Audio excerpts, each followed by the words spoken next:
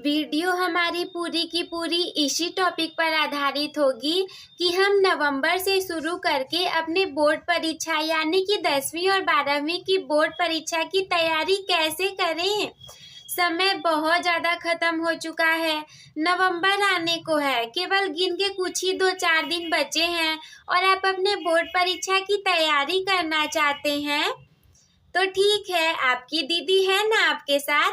चलिए बताते हैं आज की इस वीडियो में। जब आँखों में अरमान लिया, मंजिल को अपना मान लिया, फिर मुश्किल क्या और आसान क्या, जब ठान लिया तो ठान लिया। हेलो मेरे प्यारे स्टूडेंट, स्वागत है आप सभी का आपके favourite YouTube channel smart student with Shraddha में। मैं आप सभी का भरपूर स्वागत करती हूँ। तो जैसा कि मैंने स्टार्टिंग में ही आप लोग को बता दिया है कि ये वीडियो हमारा पूरे तरीके से इसी टॉपिक पे आधारित होगा कि हम नवंबर से शुरू करके अपने बोर्ड परीक्षा की तैयारी में चार चांद कैसे लगाएं। तो वीडियो हमारा डिवाइड होगा 3 पार्ट्स में। सबसे पहला पार्ट है नवंबर से दिसंबर तक, उसके बाद दूसरा है जनवरी से फरवरी तक, फिर तीसरे में हम बात करेंगे मार्च से परीक्षा तक। अब ये ऐसा नहीं है कि हम ये 3 प्रकार की वीडियो बनेगी, ये एक ही वीडियो में आप लोग को सारी चीज़ों की जानकारी दी जाएगी। तो बने रहना वीडियो के लास्ट तक। सबसे पहला जो कि मैंने आप लोग को बताया नवंबर से दिसंबर तक, इसमें मैं आप लोग को 5 पॉइंट्स बताने वाली हूँ। उन 5 पॉइंट्स को आप लोग को फॉलो करना है ताकि आपकी बोर्ड परीक्षा में बहुत अच्छे नंबर आ सके। सबसे पहला है नो योर सिलेबस। पता है जब हम लोग का एग्जाम था तो एग्जाम टाइम पर भी कुछ बच्चे ऐसे ही थे जो कि अपने सिलेबस को ढूंढ रहे थे, और आप ही सोचिए इसकी वजह से तो उन लोग के बहुत ज़्यादा खराब नंबर आ गए हैं।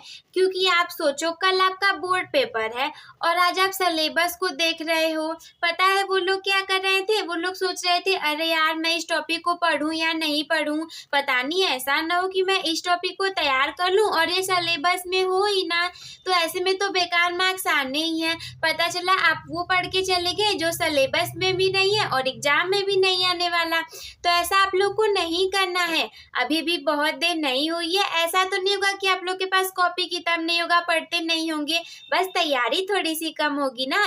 तो उसको बेहतर बनाने के लिए मैं आप लोग को टिप्स दे रही हूँ ना। तो पहला पॉइंट क्या है हमारा कि अपने सिलेबस को जानना, नो योर सिलेबस। उसके बाद सेकंड पॉइंट है मेक स्टडी टाइम टेबल। जब आपने अपना सिलेबस जान जाएंगे तब आप सोचिए कि आप कैसे इस सिलेबस को पूरे तरीके से पढ़ सकते हो। आपको टाइम टेबल बनाना पड़ेगा, अपने टाइम को बहुत सारे पार्ट में डिवाइड करना पड़ेगा ताकि आप अपने उस पढ़ने के सिलेबस को पूरा कर पाओ। तो आपको क्या करना है कि स्टडी टाइम टेबल बना करके ही पढ़ना है।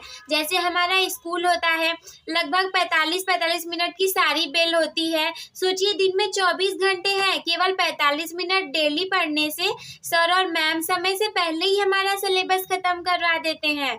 तो फिर तो हमारे पास बहुत ज़्यादा समय बच जाता है ना, 23 घंटा 15 मिनट समय बचा हमारे पास। तो क्या ये समय कम है? क्या हम उसे नहीं पढ़ सकते? हम भी कर सकते हैं। और आपकी दीदी हमेशा कहती है ना आपसे, आपकी दीदी said yes you can do it, always be motivated. उसके बाद तीसरा पॉइंट है हमारा सॉल्व PYQs। मतलब आप लोग को क्या करना है कि प्रीवियस ईयर क्वेश्चन पेपर को सॉल्व करना है। उससे बहुत ज़्यादा हेल्प मिलेगी। जब आप प्रीवियस ईयर क्वेश्चन पेपर को सॉल्व करोगे ना तो आपको पता चलेगा कि हमें कौन कौन सी चीज़ें पढ़नी है, किस टाइप के क्वेश्चंस आते हैं, कैसी तैयारी करनी है।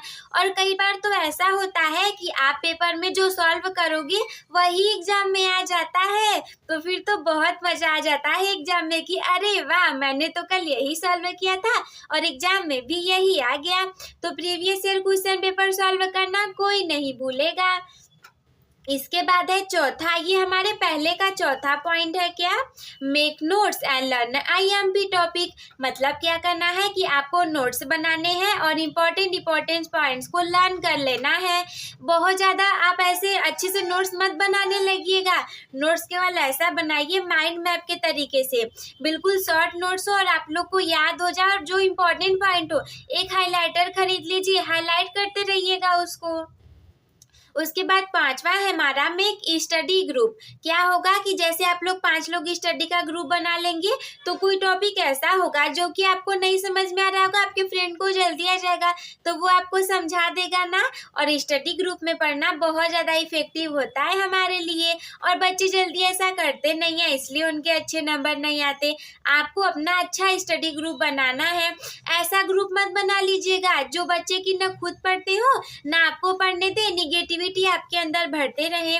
तो ऐसे लोगों से आपको सख्त दूर रहना है, क्योंकि आपके पास समय की कमी है ना। स्टार्टिंग में जो मजा हो गया, अब आपको बिल्कुल भी टाइम को वेस्ट नहीं करना है। ये हो गए हमारे पहले के पूरे 5 पॉइंट। अब हम बढ़ेंगे दूसरे पॉइंट की तरफ। तो दूसरा है हमारा जनवरी से फरवरी तक। जनवरी से फरवरी तक में भी मैं आप लोग को 5 पॉइंट्स पूरे बताने वाली हूँ। तो सबसे पहला पॉइंट है हमारा फोकस ऑन आईएमपी चैप्टर्स। पहले तो आप अपने सिलेबस को पूरा पढ़ लोगे नवंबर से दिसंबर तक, फिर जनवरी से फरवरी तक पहुँचोगे तो आपको क्या करना पड़ेगा कि जो सारे पढ़ने के बाद जो इम्पोर्टेंट चैप्टर्स होंगे उन्हें ज़्यादा अच्छे से पढ़ लीजिएगा, ज़्यादा ध्यान दे दीजिएगा। उसके बाद सेकेंड पॉइंट क्या करना है, अटेम्प्ट मॉक टेस्ट। मतलब कि सारे के सारे टेस्ट देने हैं। टेस्ट दोगे जो टॉपिक छूटा रहेगा वो भी मिल जाएगा।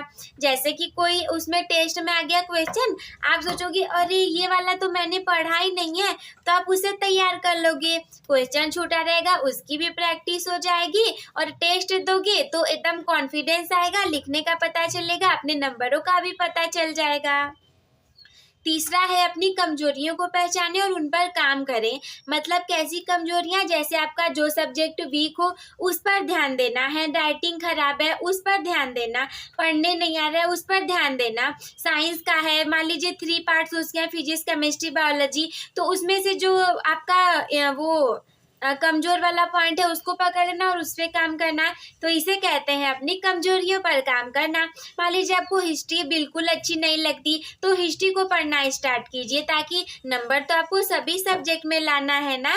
मान लीजिए आपके 2 सब्जेक्ट हैं, एक आपको पसंद है, पूरा का पूरा 100 आपने स्कोर कर दिया, और दूसरा आपको नहीं पसंद है और तो आप उसे छोड़ ही दिया, 0 नंबर आ गया। दोनों मिलाकर कितने हुए, 100 नंबर। लेकिन अगर आपका पसंदीदा है उसको तो आप पढ़ेंगे ही। थोड़ा सा समय कम करके इस वाले सेकेंड सब्जेक्ट को भी दे दीजिए, नहीं आता है तो भी। पहले में मान लीजिए आपके 10 नंबर कम ही हो गए, 90 आ गया, और दूसरे में मान लीजिए आपके 50 नंबर ही आए, तो कितने हो जाएंगे, 140 नंबर हो जाएंगे। 100 से तो 140 ज़्यादा ही है ना। याद रखिएगा 0 से हमेशा 1 बेहतर होता है, इसलिए कुछ नहीं करने से अच्छा कुछ होता है।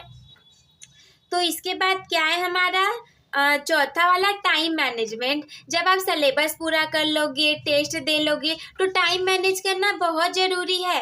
कहीं ऐसा ना हो कि आपको आ रहे हो पूरे प्रश्न और लास्ट के 2 प्रश्न आपसे छूट जाएं, तो ऐसा नहीं करना। टाइम मैनेजमेंट बहुत ज़्यादा ज़रूरी है। जैसे कि हिंदी सब्जेक्ट होता है तो उसमें समय थोड़ा हमें कम लगता है, क्योंकि इसमें बहुत ज़्यादा लिखना होता है। निबंध लिखने के लिए आ जाएगा, जीवन परिचय लिखने के लिए आ जाएगा, तो टाइम मैनेज अक्सर बच्चे नहीं कर पाते। तो आपको अपने टाइम मैनेजमेंट पर पूरी तरीके से ध्यान देना है। उसके बाद 5वां है टीचर से सलाह लेना। आपको अपने टीचर से पूछना है कि आप कुछ भी पूछ सकते हो, लाइक स्टडी से ही रिलेटेड, बकवास की चीज़ें नहीं। जैसे आप पूछ सकते हो कि सर मेरे अंदर कौन सी कमियां हैं, प्लीज़ आप मुझे बता दीजिए ना, मैं उस पर काम करूँगा। मेरा कौन सा सब्जेक्ट वीक है, कौन सा चीज़ें मुझे नहीं समझ में आती, वैसे वो तो आप ही को पता रहेगा। पर टीचर से पूछिए कि सर एग्जाम में अच्छे नंबर कैसे आते हैं, तो सर बताएंगे कि बेटा आपकी हैंड राइटिंग अच्छी होनी चाहिए बिल्कुल ही, और आपको पॉइंट्स अच्छे से क्लियर होने चाहिए ताकि आप लिख सको। आपको हेडिंग रेडे करके कॉपी में लिखना चाहिए, टॉपर कॉपी ऐसे लिखते हैं। वो बहुत सारी चीज़ें आपको बता देंगे, वैसे भी टीचर बताते रहते हैं। तो ये हो गया हमारा दूसरा। अब लास्ट तीसरा है हमारा मार्च से आपकी परीक्षा तक आपको क्या करना है, ये बहुत ज़्यादा इम्पोर्टेंट है। पहला है हमारा रिवीजन करना। सब कुछ होने के बाद सारा सिलेबस आपने खत्म कर लिया, इंपॉर्टेंट चैप्टर्स को पढ़ लिया, इसके बाद आप करोगे उसका रिवीजन। ऐसा नहीं कि सिर्फ इम्पोर्टेंट का रिवीजन करें, ज़्यादातर ध्यान इम्पोर्टेंट पर ही देना है, लेकिन रिवीजन सभी चीज़ों की होनी चाहिए, क्योंकि एक एक नंबर की लड़ाई है परीक्षा में। तो क्या करना है, revision. Revision is the key of success, वरना पता चला आपने पहला चैप्टर पढ़ा, भूल गए, चौथा पढ़ रहे हैं। इससे अच्छा तो ये है कि आप चौथा पढ़ रहे हो तो पहला एक बार रिवाइज कर लो, सेकेंड रिवाइज कर लो, थर्ड रिवाइज कर लो। और रिवीजन नहीं करोगे तो एग्जाम में लिखोगे कैसे? इसके बाद सेकेंड है हमारा अपने प्रदर्शन का मूल्यांकन करना। इसका मतलब ये है कि जब आप टेस्ट दोगे, आप देखो कि क्लास में आप कैसे हो। क्या टीचर कोई ऐसा प्रश्न पूछ रहा है जिसका जवाब आपको नहीं आ रहा है, या कोई ऐसा टेस्ट पेपर है जो कि आप सॉल्व नहीं कर पा रहे हो, कोई ऐसा सब्जेक्ट जिसमें कि आपको लगता है कि आपके नंबर बहुत कम आएंगे, उसमें पढ़ाई करो। उसके बाद तीसरा है इंक्रीज योर कॉन्फिडेंस लेवल। देखिए ये बहुत ज़्यादा इंपॉर्टेंट होता है। कभी कभी तो ऐसा होता है कि क्वेश्चन हमारे जो 4 ठो विकल्प दिए रहते हैं ऑप्शन, हमें पता होता है कि ये वाला सही है, बट कॉन्फिडेंस की कमी है, सोचेंगे नहीं नहीं सेकंड वाला भी सही हो सकता है, और सेकंड पे मार्क करके चले आ जाएंगे, वो गलत हो जाता है। तो अपने कॉन्फिडेंस लेवल को बिल्कुल इंक्रीज करके रखना है कि हाँ हम कर सकते हैं, हमने जितनी पढ़ाई की है बिल्कुल पक्के तरीके से यही सही ऑप्शन है। इसके बाद चौथा है अपने मानसिक एवं शारीरिक स्वास्थ्य पर ध्यान देना। मेरी एक सहेली थी, जब हमारा एग्जाम हो रहा था वो बीमार हो गई। वैसे तो मैं भी बीमार हो गई थी, बट मैं उससे कम थी। उसको पानी चढ़ने लगा, वो हॉस्पिटल चली गई। तो क्या हुआ कि उसकी कितने दिन की पढ़ाई नुकसान हो गई ना। तो अपने शारीरिक स्वास्थ्य पर ध्यान दे करके रखना है। सोचो आप बीमार पड़ जाओगे, आपके 15 से 20 दिन वेस्ट हो जाएंगे। इससे अच्छा तो यही है कि 2-3 घंटे एक्स्ट्रा सो लो, बीमार ना पड़ो, ताकि अपनी परीक्षा में अच्छे से आप दे सको। और एक फ्रेंड तो ऐसी भी थी जो कि अपने मामा की शादी में चली गई थी। हाँ, फिर वो आगे एग्जाम देने के लिए एग्जाम देने बैठी थी, दिमाग उसका मामा की शादी में था कि अरे यार शादी में चलना चाहिए था, इसी दिन परीक्षा होना था। तो ऐसा नहीं करना आप लोग को। ऐसा नहीं कि मैं मजाक कर रही हूँ तो वैसा आप लोग भी करें। आप लोग को ऐसा बिल्कुल नहीं करना है। आप लोग को क्या करना है कि मानसिक और शारीरिक दोनों स्वास्थ्य पर ध्यान देना है। अच्छे से खाइए पिए, एक्सरसाइज करिए। तो ये हो गए हमारा पूरा वीडियो और पूरे पॉइंट्स। तो आई होप कि आप सभी लोग को समझ में आ गया होगा। तो अंत में मैं वही कहना चाहूँगी जो कि सभी वीडियोस में कहती हूँ, अपने टॉपर बनने की जर्नी एक टॉपर के साथ शुरू करने के लिए चैनल को सब्सक्राइब करना ना भूलें। और मुझे पूरा विश्वास है कि ये वीडियो आप लोग के लिए बहुत ज़्यादा हेल्पफुल रही होगी। तो इस वीडियो को लाइक कर दीजिएगा। आपके लाइक करने से आपका एक लाइक हमारे लिए मोटिवेशन का काम करता है और ये वीडियो बहुत ज़्यादा लोगों तक पहुंचती है। और अगर आपका कोई फ्रेंड ऐसा है जिसकी भी तैयारी अभी पूरी नहीं हुई और वो नवंबर से अपनी तैयारी को स्टार्ट करना चाहता है, तो आप उसे ये वीडियो भेजना बिल्कुल भी मत भूलिएगा। और इतना कुछ बताने के बाद भी अगर कोई भी डाउट आपके मन में हो तो हमसे कमेंट बॉक्स में पूछना ना भूलें। मैं आप लोग के कमेंट्स की रिप्लाई करने की पूरी कोशिश करती हूँ। वीडियो देखने के लिए धन्यवाद।